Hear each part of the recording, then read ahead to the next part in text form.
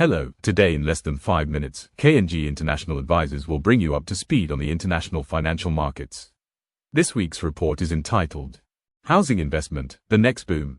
While investors around the world focus on artificial intelligence, Bitcoin, and other prominent investment trends, there is a hidden economic cycle developing much closer to home we think could be a major opportunity over the coming years. Underneath the strong US and steady European economies, residential property has experienced one of its deepest downturns in decades and is now ripe for a major recovery. Housing is much more than property prices. It includes new construction, renovations, building materials, kitchens, heating and cooling systems, mortgages, estate agents and everything people buy when they move home. In the US, housing represents 16% of GDP. This is a huge sector which has experienced a major down cycle. There has been a silent housing recession. The downturn began when inflation and interest rates rose sharply after the pandemic. Mortgage costs increased, affordability deteriorated and existing homeowners became reluctant to move.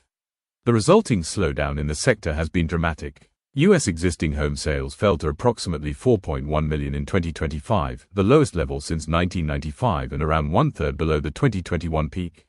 Sales remained close to this depressed level during the first half of 2026.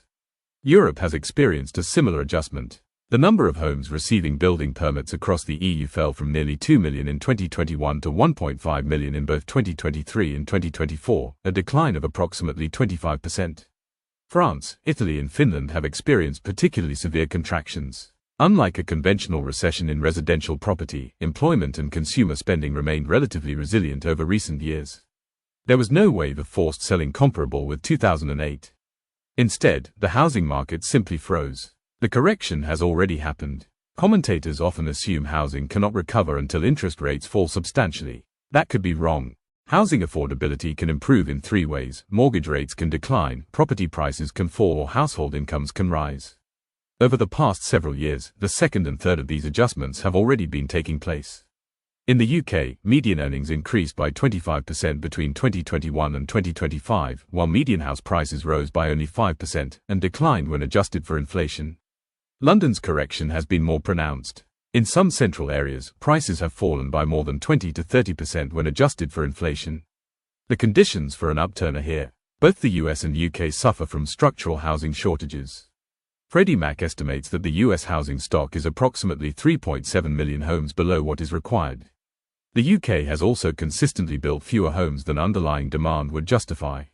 At the same time, people cannot postpone moving indefinitely. Families grow, children leave home, jobs change and relationships begin or end. Every year the market remains frozen adds to the number of delayed transactions, renovations and purchases. This means a bigger eventual upcycle when the sector turns positive.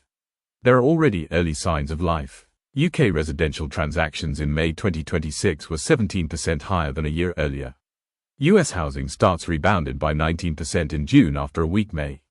The important point here is that interest rates do not have to return to pre-pandemic levels for there to be a major upcycle in residential property in the developed world. Rising wages have been gradually restoring affordability and will allow activity to recover.